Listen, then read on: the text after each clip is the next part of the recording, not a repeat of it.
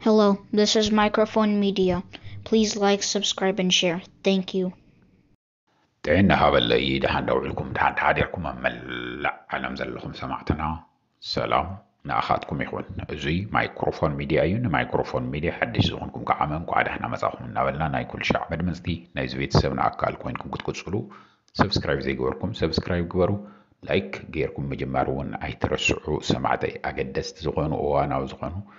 زيناتات نهزمنا زتقوم يوم لايك انت جيركم هو هزمنا بمول من تسمعوا ስለዚህ ሕግዝ ላይክ ግበርዎ ምንም ግዜ ይትወደአኩም ገንዘብ ይትኸፍሉላ ሰማዕተ እዚዩ እናልኩም በአርከስ ሸርሒ ዓብይ ኣሕመድ ዘውፅኦ ቅድሚ ደቃይቕ ዘውፅኦ መግለፂ ኣሎ ንሱ ናባኻትኩም ክነብል ኢና ናይ ጌታቸው ረዳ ዝምልከት እውን ኣለዎ እዩ ካሊእ ጌታቸው ረዳ ሰማዕተ ጌታቸው ረዳ ሓደ ጀነራል ናይ ትግራይ እገለ ክብሎ ይደልን ስሙ ክጠቕሶ ስለዘይደለየ እዩ እናዘራረብኩ ነይረ ብስልኪ ደው ኢለና ብትግራይ ምክንያቱም ህዝይ ይሓስብ ታይኮን ክበፅሕ ይኽእል ንብረቶም ገለመለ ሕደግዎ እንታይ እዩ ዝብል ምንም ጭራሽ ከይተልዕሎ እዩ ንመጀመርያ እንትነልዕሎ እንተለና ተኣጊዱ ዘሎ ብናይ ኢትዮጵያ ማለት እዩ ግን እንታይ እዩ እቲ ሰራዊትና ናብ ምንታይ እዩ ዘምርሕ ዘሎ ውግእ ናይ ማን ኤርትራን ኢትዮጵያን ድዮም ክዋግኣ እቲ ውግእስ ክፍጠር ዶ ይኽእል ብትግራይ ዶ ክጅመር ይኽእል ዝብል ሕፅር ዝበለ ሕቶታት ሓቲተዮ ነይረ ቀለልቲ መልሲ እዩ ንሰማዕተ ብጌታቸው ይጀሚሩ ጌታቸው ንጌታቸው ንምትራፍ ኢሉ ሰማዕተ ንጌታቸው ህይወት ንምትራፍ ኣብዘን 2 ዓመት ዝተኸፈለ መስዋዕቲ ንማንም ኣይተኸፈለን ኢልዎ ኣብ ቃልሲ ህዝቢ ትግራይ ንሓደ ውልቀ ሰብ ንምትራፍ ጌታቸው እናበልኩም እዩ እንዳውም ንሚድያታት ንምባል ማለት እዩ ሰማይ ሰቂልኩምዎ ሓንቲ ጥይት ተኩሱ ሓንቲ ዒፍ እኳ ዘይቀተለ ጌታቸው እንድሕር ተትሒዙ ንተቓልሲ ዓብዪ ተፅዕኖ ክግበሮ እዩ ወይ ከዓ መንቲ ሞይቱ ወይ ሓደ ነገር ተኮይኑ ስለ ዝበሃል ዝነበረ ቁፅሪ ስፍሪ ዘይብሉ መንእሰይ እዩ ረጊፉ ንጌታቸው ንምድሓን ሓደ ግዜ ኣይኮነን 2 ግዜ ኣይኮነን 3 ግዜ ኣይኮነን ካብቶም ኩሎም ጀነራላት ኣብ ትግራይ ዘለው ቶም ኣመራርሓ ናይ ፖለቲካ ዝነበሩ ዘለው ህዝቢ እውን ኣብኡ ኣብ በረኻ ዝነበሩ ጥራሕ እንተይኮነስ ቀደም ብቲ ንጉሳውያን ኣብ ኢትዮጵያ ታሪክ ይሉኒ ኣብ ኢትዮጵያ ታሪክሲ ከም ንጌታቸው ንምድሓን ዝተገብረ ፃዕሪ ንማንም ኣይተገብረን ጌታቸው ግን እንታይ ይገብር ከም ዘሎ እንቋዕ ኢልኒ እዚኣ ቃል ብቃል ናቱ እየ ዝጥቀም ዘሎ እንቋዕ ጌታቸውስ ኩሉ ናይ ሰራዊትና ዘሎ ሚስጥር ኣይፈለጠ ጌታቸው ናይ ሰራዊትና ሚስጥር ከም ሓደ መራሒ እንተዝፈልጥ ነይሩ ኣብ ዝለዓለ ሓደጋ ትግራይ ክትኣቱ ነይራ እያ እዩ ዝብለኒ ዘሎ ዘይተዛረቦ ነገር የለን እናፈጠረ ይመስለኒ እናበለ ንዓብይ ኣሕመድ ይሕጉሶ እዩ እናበለ ዘይተዛረቦ ዘይሸርሖ ነገር የለን ንዓብይ ኣሕመድ ክተሕጉሶ ትኽእል እያ ዝብላ ሰናርዮ ኩሉ ካሊእ ይቕረ ዓሰብ ንምሓስ ዳርጋ ናብ 160,000 ዝኣክል ሰራዊት ትግራይ ሂብና ክንሕግዘካ ኢና ብቐሊሉ ክንሕዞ ኢና ኢሉ ቃልኣት ኢሉ ነይሩ እዩ ንዚ እውን ለይቲ ምስ ቀትሪ ሰራዊት ኣብ ትሕቲ እቲ ፕረዚደንት እዩ ፕረዚደንት ትግራይ ግዜያዊ ምምሕዳር ትግራይ ወይ ከዓ ባዕሉ ሰራዊት ክእዝ ዘለዎ ዝብል ዝነበረ ኣዚዙ ዓሰብ ንምሓዝ መስዋዕትነት ክገብሮም 160,000 ደቂ ድኻታት ትግራይ ተሸጊሮም ዝተምሃሩ ነጋዶ ዝነበሩ ሞያ ዘለዎም ትግራይ ውዕል ፕሪቶርያ ተወዓዒዳ እያ ውዕል ፕሪቶርያ እንተይተፈፀመ ናብ ገዛና ይንምለስን ኢሎም ከርተት ዝብሉ ዘለው ድኹዖ ንክገብሮም ከም ቆፅሊ ከርግፎም ሓሲቡ ነይሩ እዩ እንቋዕ እኳ ደጊሙ ዋሃዝ እውን ቃሉ እየ ዝጥቀም ዘለኹ ህዝቢ እውን እንቋዕ እኳ ጌታቸውስ ዝፈልጦ ኩሉ ሚስጥር ኣይነበረ ጌታቸው 1% እውን ኣይፈልጥን ኢሉ 1% ምክንያቱም ንሕና ከም ሰራዊት ንጠራጠሮ ነርና ኢና ጌታቸው ሓደጋ ክበፅሖ ወይ ክወቃዕ ወይ ክትሓዝ ኢና ዘይንደሊ እምበር ዘይእመኑ ኢልና ዝሓሰብናዮም ዝፈለጥናዮም ነይሮም እዮም እቲ ዝሓሰብናዮ ከዓ ዳርጋ 90 ትኽክል እዩ ነይሩ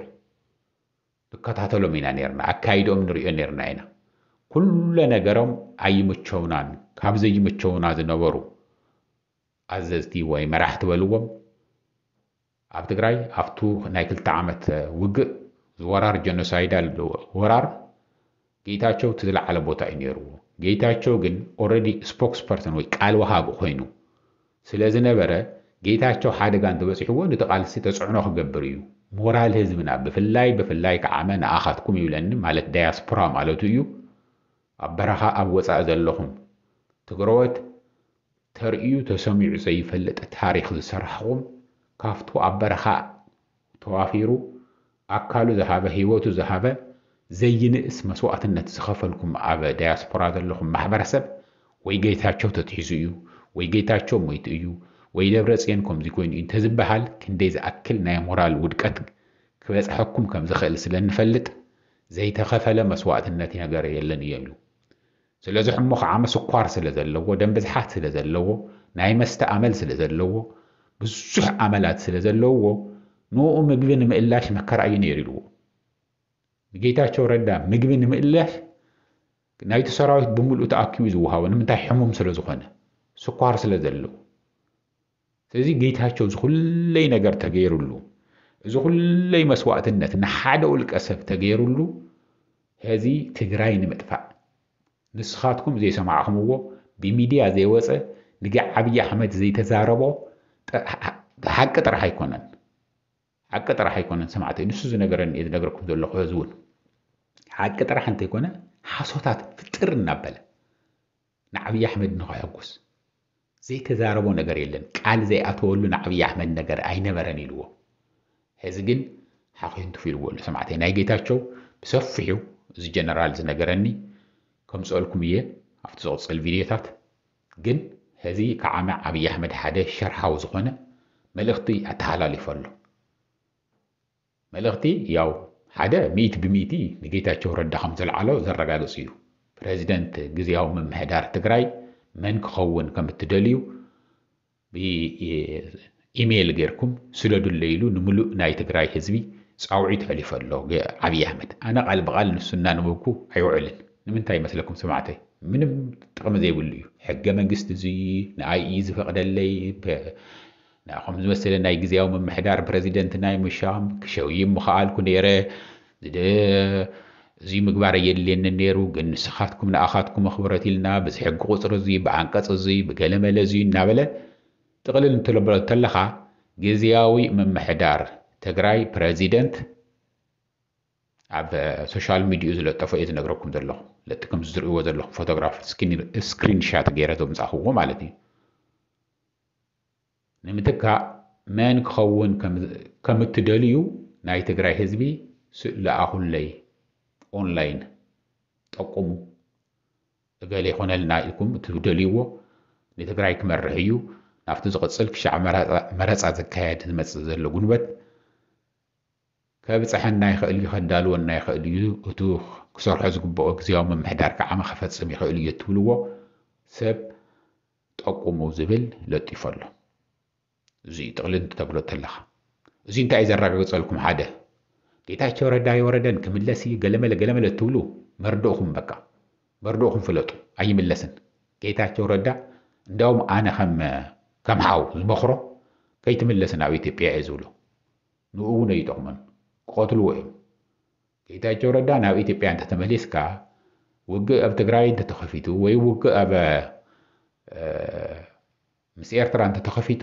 ሓደ ኣብ ቅድሚት ከቕምጦ እዩ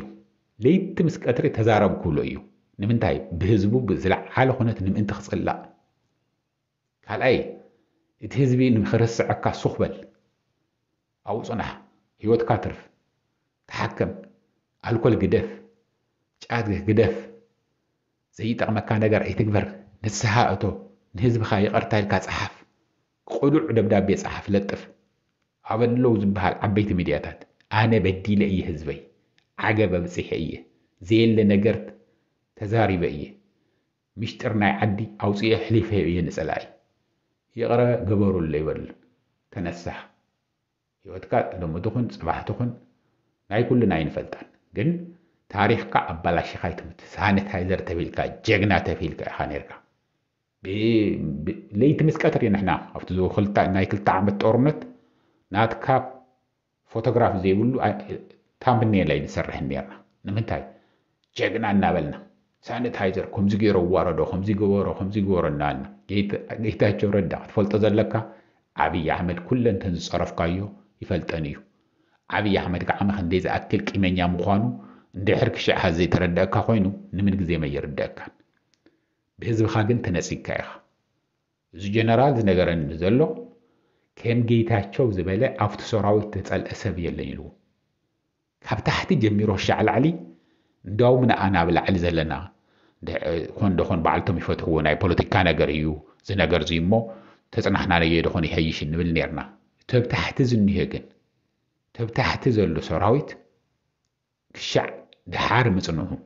ብዙሕ ነገር ምባለሻዎም ንኣና እዮም ዝወቕሱና ብጣዕሚ እዮም ጸሊኦምዎ ምክንያቱም ቶም ብጾቶም ዝተሰውኡ ይፈልጥዎም እዮም ንጌታቸው ንምድሃን ንጌታቸው ከብዲ ምምላእ كنديت السراويت ناتأمي ناتأمي يواجع خمس نبرة يفولتو يجول أنزلوا يتأشوا هزون هذا جزء ما ترشان تيكونا نقول شعون كنا زها خرك أنا جن نهز بخاسية قرتحتت